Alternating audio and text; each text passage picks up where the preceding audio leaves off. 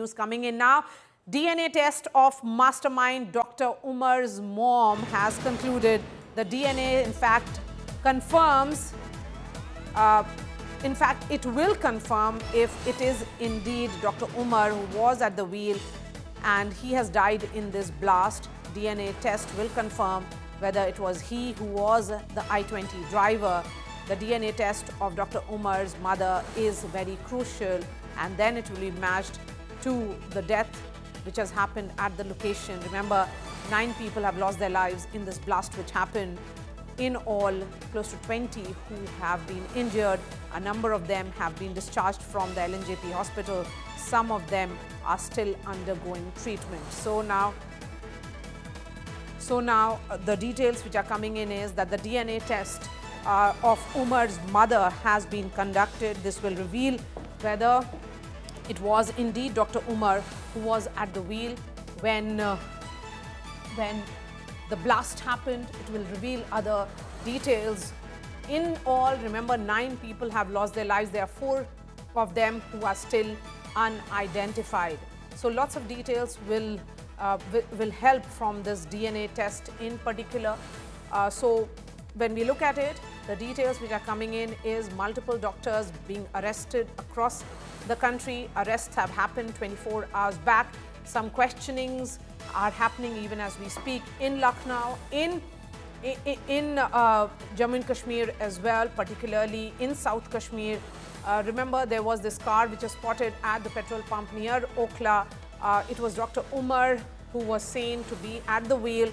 This is the car with Haryana number plate which entered Delhi from the Badarpur border, crossing the Faridabad area, and thereafter it had crossed the Sunehri Bagh Masjid, the mosque there, and then it had parked itself at the metro station parking lot in near the Red Fort. A lot of questions that have to be answered by the investigating agencies, and as we have been saying, and according to security agencies, 2,900 kgs of bomb-making material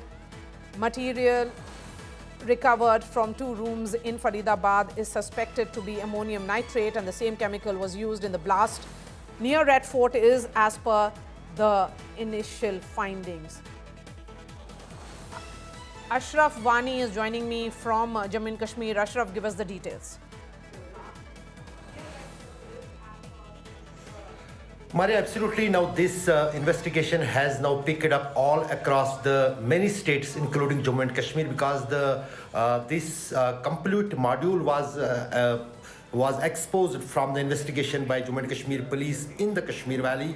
So, and also the Dr. Umar, who is being believed as the main conspirator of the Red Fort blast, his another friend, who is also doctor, has been arrested from the Pulwama, and he has been identified as Dr. Sajjad Mullah. So the investigation is going on all across the Kashmir Valley, particularly to join all these leads which could lead to the main mastermind of this conspiracy of the blasts. And also there is the apprehension that probably there might be some more modules across the different parts of the country which may be active, and to avoid any kind of further such kind of a terror incident in the country. So these investigations are all going on across the Kashmir Valley. We have earlier seen that the first of all the task which was in front of the security agencies and the intelligence agencies was that to whom this particular I-20 car belonged, which was with the Haryana registered number, and also the Jammu and Kashmir police first arrested the 2 Dio brothers from the Sambura area of the Pulwama district, which is near the Kakpura, in fact very close to the earlier 2019 Pulwama blast. Then they said that they had not to do anything with that car. That picture which was posted with the particular car was never being purchased by their son, which who has been identified Tariq. Then finally, Continue to be with us. Some distressing news coming in now from the LNJP Hospital. That's where the injured are being treated. The death toll in this Delhi blast has now gone up to 10. There are 25 injured who are currently being treated at the LNJP Hospital. Remember, till 12 p.m. last night, the death toll was standing at 9. Now that has gone up to 10 because one of those who have suffered severe injuries has succumbed to the injuries. So we'll try and get details from this. This is the death toll which seems to be climbing, but right now what we can tell our viewers is that the death toll now stands at 10. Ashraf, go ahead. Yes, absolutely, Maria. What I was saying that probably there was some clue with the security agencies across the country, particularly after the Operation Sindoor, when an open letter was issued by the Jaish commander, or we can say the patron of the Jaish, Maulana Masood Azhar, when the most of his family members got killed in the during Operation Sindoor on a particular strike on the headquarters of the Jaish in the Bhagalpur. On that day, Ashraf, I'm going to come back to you in just a bit. Swesha is standing by with some more details. Swesha, over to you. Oh yes, Maria. Let's also tell our viewers why Dr. Umar and how Dr. Umar actually caused this attack to happen. If I could quickly get those graphics on our screens for our viewers to get a better understanding. Dr. Umar was basically a part of the Faridabad module, and that Faridabad module that is now under the scanner. This after key aides of his were nabbed by the cops.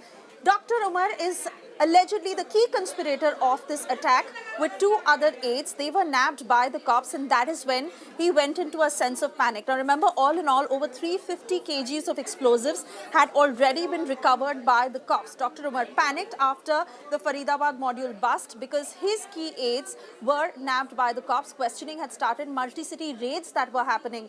It was on Monday when the cops busted the Faridabad terror module, and they realized that over 350 kgs of explosives that were caught. This not just included explosives, but materials that could make bombs and other weapons as well.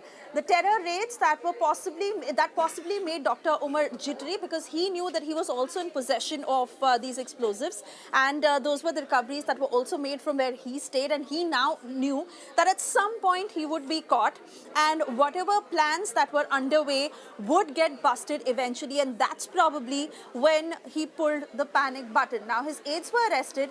Dr. Umar obviously had this underlying fear, and he was going in that I-20, he was going in that car. Ammonium nitrate mixed with fuel is how he caused that attack. Dr. Umar planned this last minute is when he left from that mosque, and his car was moving very slowly on that red light, and when he knew he was at a very crowded place is when the attack happened.